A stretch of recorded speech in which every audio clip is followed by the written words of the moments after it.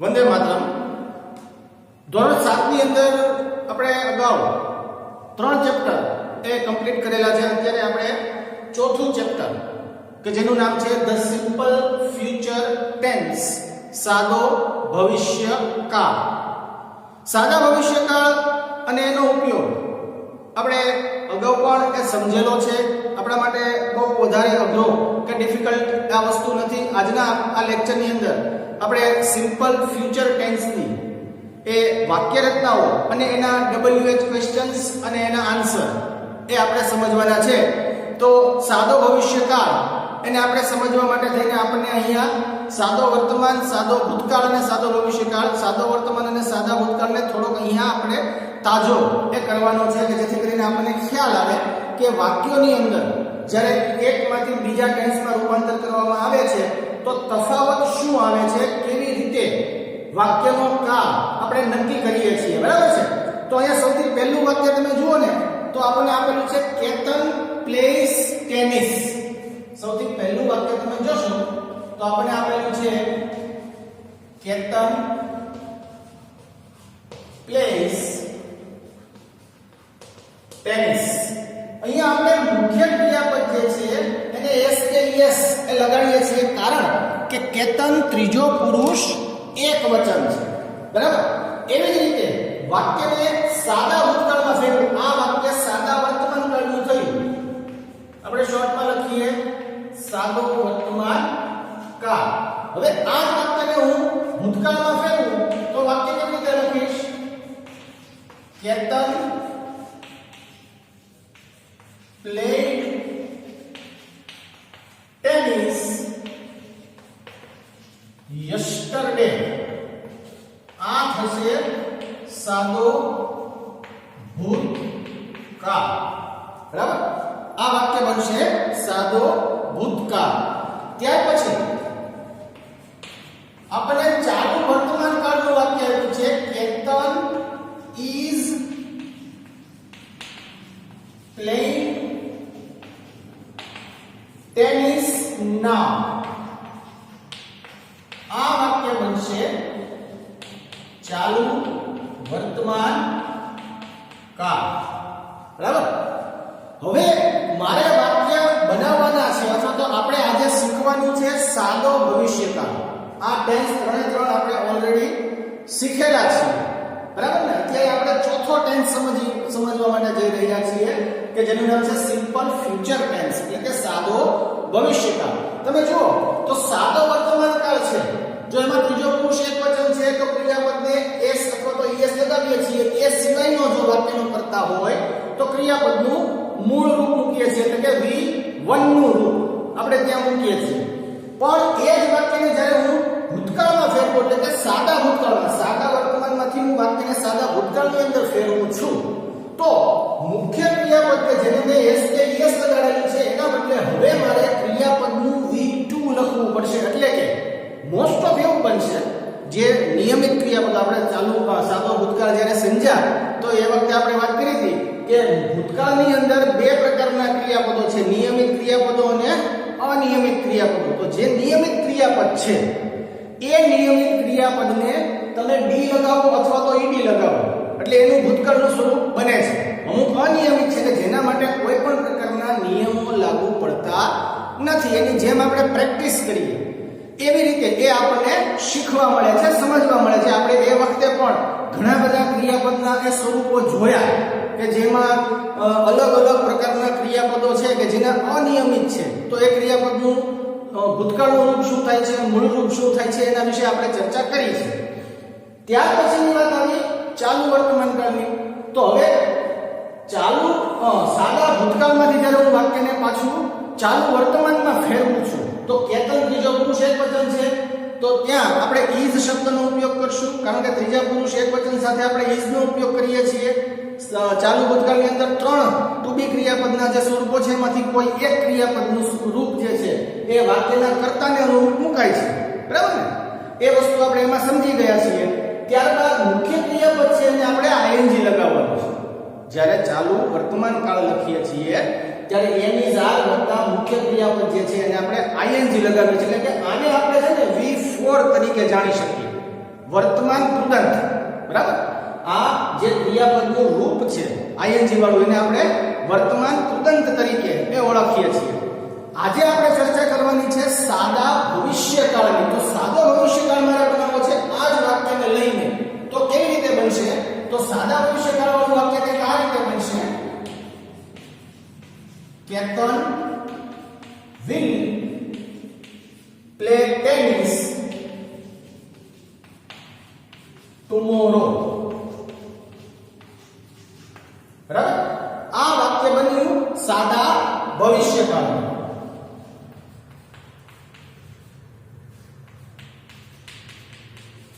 બરાબર. Ketan will play tennis tomorrow. આ વાક્ય બની ગયું સાદા ભવિષ્યકાળ. બીજા કેટલાક એક્ઝામ્પલ જે આપણને એક્સ્ટ્રા અહીંયા આપવામાં આવેલા છે, એક્ઝામ્પલ્સ ને એ આપણે સમજીએ. તો સૌથી પહેલું છે I will teach you English. I will teach you English. બરાબર. હું તમને અંગ્રેજી શીખવીશ. બરાબર.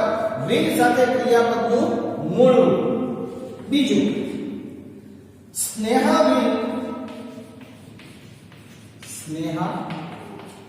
will go to Delhi tomorrow. બરાબર છે. ત્રીજું, મિસ્ટર પટેલ will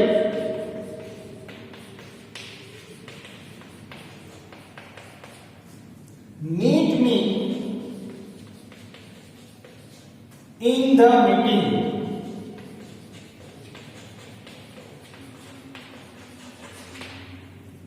અને ચોથું છે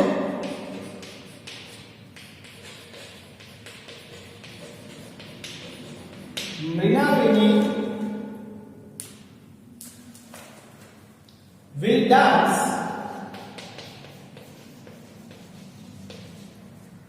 next month.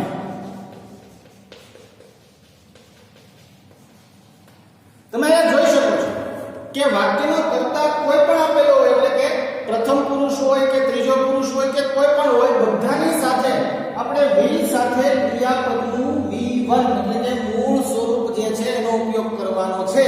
અને જે ક્રિયા ભવિષ્યમાં બનવાની છે, બરાબર છે, એવી સંભાવના દર્શાવે છે, પોસિબિલિટી જેને કહેવાય. ભવિષ્યમાં ક્રિયા બનવાની છે. જેમ કે આમાં I will teach you English, હું તમને અંગ્રેજી શીખવીશ. Sneha will go to Delhi tomorrow, Sneha આવતીકાલે દિલ્હી જશે, એટલે કે હજી જવાની છે. Mister Patel will meet me in the meeting, શ્રીમાન પટેલ મને મીટિંગમાં મળશે. અને Mrinalini will dance next month, Mrinalini આવતા મહિને નૃત્ય કરશે. બરાબર છે. તો આ વાક્યની અંદર જે ક્રિયાઓ હવે બનવાની છે તે વસ્તુને તે સાદા ભવિષ્યકાળની અંદર એ દર્શાવવામાં આવે છે. ત્યારબાદ આપણને આપવામાં આવી છે સાદા ભવિષ્યકાળની વાક્ય રચનાઓ. બરાબર. સાદા ભવિષ્યકાળની વાક્ય રચના શું થાય છે? જો કે એક જ છે કે આપણે સાદા ભવિષ્યકાળની વાક્ય રચના એવો શબ્દનો યુઝ કરશું, વાક્ય રચનાઓ નહીં, પણ વાક્ય રચના. કારણ કે હકાર વાક્ય રચના જે આપેલી છે એ, અને પછી પ્રશ્નાર્થ વાક્ય રચના સમજવાની છે. તો આપણે સમજીએ સૌથી પહેલા સાદા ભવિષ્યકાળની અફર્મેટિવ સેન્ટેન્સ સ્ટ્રક્ચર. બરાબર. એટલે કે હકારવાચક વાક્ય રચના એ કેવી રીતે બનાવવામાં આવે છે? તો એમાં સૌથી પહેલા આવશે સબ્જેક્ટ. સબ્જેક્ટ કહીએ તો વાક્યનો કર્તા. વાક્યના કર્તા તરીકે કોઈ પણ સર્વનામ, એટલે કે I, we, you બંને રીતના, એક વચનમાં પણ you અને બહુવચનમાં પણ you, he, she, it અને એનું બહુવચન they. કોઈ પણ સર્વનામ અથવા તો નામ, કોઈ પણ એક વ્યક્તિનું નામ, જેમ કે અહીં આપેલું છે સ્નેહા કે મિસ્ટર પટેલ કે મૃણાલિની કે એવું કોઈ પણ એક નામ. બરાબર. એટલે નામ અથવા સર્વનામ સબ્જેક્ટ તરીકે આપણે મૂકવાના થશે. ત્યાર પછી will શબ્દનો આપણે ઉપયોગ કરશું, અને will શબ્દની સાથે આપણે વર્બ જે આપણું ક્રિયાપદ છે એ મૂળ રૂપમાં મૂકશું. બરાબર. એટલે કે મૂળ ક્રિયાપદ. બરાબર છે. જેમ કે ઉદાહરણમાં જોઈએ તો સબ્જેક્ટ એટલે અહીંયા આપેલું છે આપણને શૈલી જે છે એ સબ્જેક્ટ અહીંયા નામ આપેલું છે. માનો કે શૈલી છે એના બદલે આપણે she નો યુઝ કરી શકીએ. આ નામ થયું, આ સર્વનામ થયું, બરાબર છે. ત્યાર પછી will એ તો મૂકવાનું જ છે, નામ હોય કે સર્વનામ હોય કોઈ પણની સાથે, બરાબર. હવે વર્બ એટલે કે મુખ્ય ક્રિયાપદ છે એને આપણે મૂળ રૂપમાં મૂકવાનું છે. તો અહીંયા આપણે ક્રિયાપદ આપ્યું છે tell, બરાબર. કહેવું, tell શબ્દનો અર્થ શું થાય? કહેવું. પણ જ્યારે will tell એવો શબ્દ યુઝ થાય તો કહેશે, બરાબર. tell ક્રિયાપદ જ્યારે તમે મૂળ સ્વરૂપમાં યુઝ કરો છો તો એનું ગુજરાતી આપણે લઈએ છીએ કહેવું. પણ જ્યારે tell ક્રિયાપદ છે કે will સાથે યુઝ થાય તો ત્યાં એનું ગુજરાતી શું થશે? કહેશે, બરાબર છે. અને છેલ્લે આપણે આવેલું છે us a story. અહીં આપણે જ આવશે us a story, બરાબર. આ ઉદાહરણ તમને બુકમાં નહીં મળે કારણ કે અહીંયા માત્ર નામથી એક ઉદાહરણ આપેલું છે. આ વાક્ય મેં સર્વનામથી લખેલું છે. શૈલી શબ્દને બદલે આપણે જો she મૂકવું હોય એટલે કે નામને બદલે જો આપણે સર્વનામ મૂકીએ તો પણ વાક્યમાં બીજો કોઈ તફાવત આવતો નથી, બરાબર છે. હવે will થી આપણે ક્વેશ્ચન આન્સર કેવી રીતે બનાવવાના છે એ વસ્તુ સમજીએ અને પછી WH ક્વેશ્ચન કેવી રીતે તૈયાર કરવાના છે એને સમજીએ. તો સૌથી પહેલા આપણને આપેલું છે will ક્વેશ્ચન આન્સર, બરાબર. સૌથી પહેલું વાક્યમાં આપેલું છે આપણને Ali will bring 5 balloons.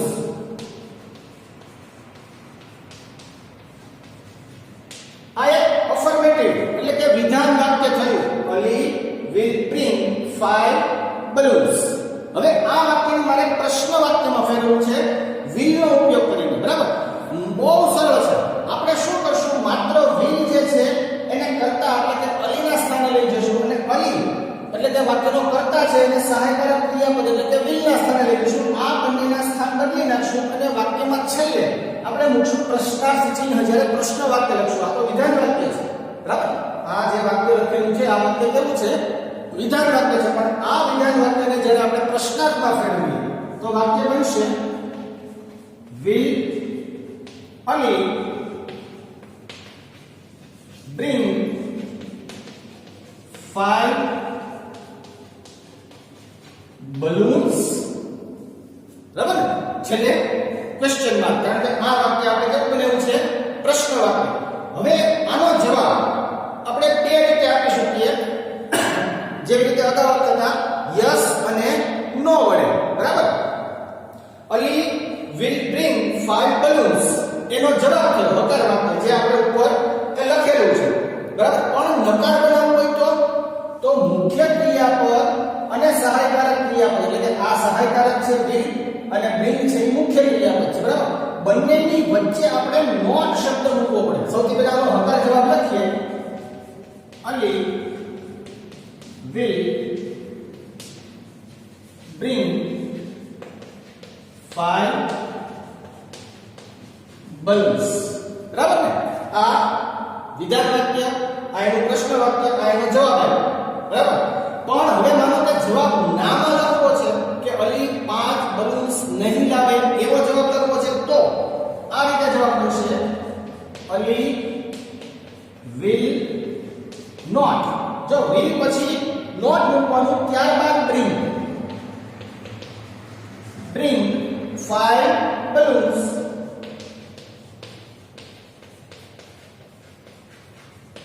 બરાબર છે. આ વાક્યનો નકાર જવાબ બન્યો, આ વાક્યનો હકાર જવાબ બન્યો, બરાબર છે. હવે આપણને હકાર અને નકારમાં ટૂંકા જવાબો કેવી રીતે આપવામાં આવે છે એની એ ઉદાહરણ આપણને આપવામાં આવેલું છે. આપણે એ ઉદાહરણને સમજીએ. તો સૌથી પહેલું છે Rehana will keep my bag. Rehana will keep my bag, બરાબર. વાક્યને પ્રશ્નાર્થમાં ફેરવશું તો આપણે શું કરશું? સહાયકારક ક્રિયાપદ છે એટલે કર્તાના સ્થાને લેશું, કર્તા જે છે વાક્યનો એને સહાયકારક ક્રિયાપદના સ્થાને લેશું અને લાસ્ટમાં જ્યાં વાક્ય પૂરું થાય છે ત્યાં પૂર્ણ વિરામ છે એના બદલે આપણે પ્રશ્નાર્થ ચિહ્ન મૂકશું એટલે વાક્ય બનશે will Rehana keep my dad. આ પ્રશ્ન વાક્ય બન્યું, બરાબર? આ વિધાન વાક્ય છે એનું પ્રશ્ન વાક્ય. હવે એનો આન્સર આપણે યસ અને નો થી શોર્ટમાં આપવાનો છે, ટૂંકમાં, બરાબર? શોર્ટમાં એટલે ટૂંકમાં. તો સૌથી પહેલા યસ થી, તો યસ she will. હકાર જવાબ આપીએ તો સૌથી પહેલા યસ રેહાના માટે, બરાબર? સર્વનામનો કયો ઉપયોગ થશે? she. રેહાના માટે she. અને હકાર જવાબ આપવો છે એટલા માટે આપણે આપશું will, બરાબર? તો આપણો જવાબ બન્યો યસ she will. આ જ વાક્યનો મારે નકાર જવાબ આપવો છે તો જવાબ બનશે નો, બરાબર? નકાર જવાબ આપવા માટે સૌથી પહેલા નો, ત્યારબાદ she will not, બરાબર? નો she will not. will not શબ્દ છે જેવી રીતે આપણે do not આપતા હતા તો એનું ટુકાણમાં don't લખતા હતા, does not નું doesn't લખતા હતા, is not નું isn't એ લખતા હતા, was not નું wasn't લખતા હતા. એવી રીતે will not જે છે એનું આપણે want લખવાનું થશે, બરાબર? એટલે તમે will not લખો અથવા તો want લખો, બરાબર? બંને જવાબ તમારા સાચા છે. આ વસ્તુને આપણે યાદ રાખશું. ત્યારબાદ આપણે પેજ નંબર 27 ઉપર 27 નંબરના પેજ ઉપર એક બીજું ઉદાહરણ આપેલું છે. They will play chess. They will play chess. આ વિધાન વાક્ય બન્યું, બરાબર? આ વિધાન વાક્યને હવે આપણે શેમાં ફેરવશું? સૌથી પહેલા પ્રશ્નાર્થમાં, એટલે આપણે will છે એને કર્તાના સ્થાને, કર્તા છે એને will ના સ્થાને. વાક્ય બનશે will they play chess, બરાબર? હકારમાં જવાબ yes they will. નકારમાં જવાબ no they will not. will not ના સ્થાન ઉપર આપણે want શબ્દ જે છે એનો પણ ઉપયોગ કરી શકીએ છીએ, બરાબર? હવે સાદા ભવિષ્યકાળમાં WH ક્વેશ્ચન, બરાબર? આ will થી આપણે પ્રશ્નો અને એના જવાબ લખ્યા. હવે WH ક્વેશ્ચન, બરાબર? કેવી રીતે એ તૈયાર કરવામાં આવે છે એ વસ્તુ આપણે અહીંયા સમજીએ.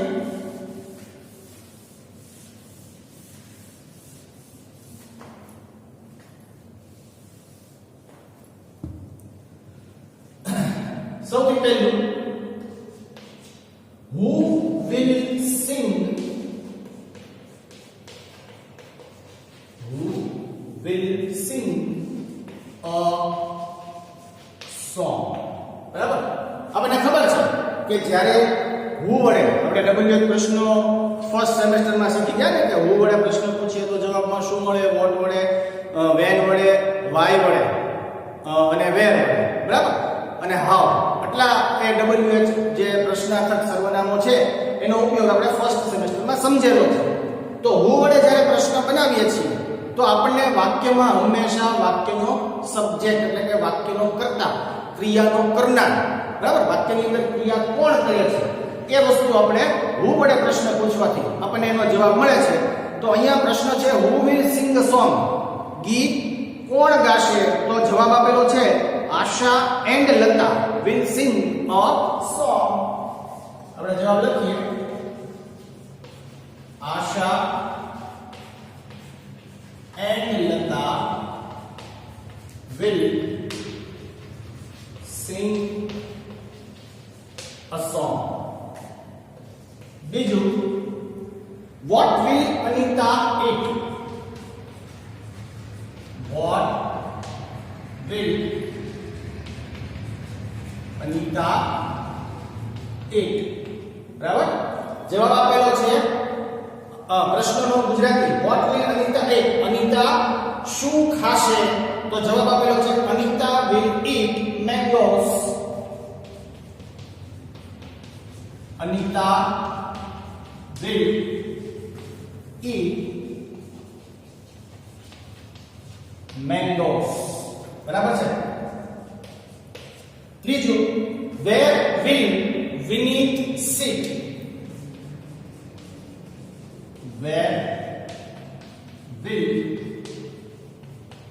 Vineet sit? where વડે જ્યારે પ્રશ્ન પૂછીએ ત્યારે આપણને સ્થળ જગ્યા એ જાણવા મળે છે. where will Vineet sit? વિનીત ક્યાં બેસશે? તો જવાબ છે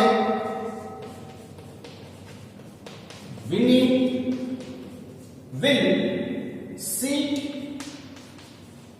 on the stage. Vineet will sit on the stage. અને લાસ્ટ ક્વેશ્ચન when વડે જ્યારે આપણે પ્રશ્ન પૂછીએ તો આપણને જવાબમાં સમય મળશે. બરાબર? તો પ્રશ્ન છે when will we go for a movie? બરાબર? આપણે ફિલ્મ જોવા ક્યારે જઈશું? તો જવાબ આપેલો છે we will go for a movie on Sunday. બરાબર છે? તો ફ્રેન્ડ્સ અહીંયા આપણો સિમ્પલ ફ્યુચર ટેન્સ સાદો ભવિષ્યકાળ હકાર વાક્ય રચના will વડે પ્રશ્નો અને WH વડે પ્રશ્નો એ કમ્પ્લીટ થાય છે. આ ચેપ્ટર નંબર 4 ની જે એક્સરસાઇઝ છે એ આપણે નેક્સ્ટ લેક્ચરની અંદર સોલ્વ કરીશું.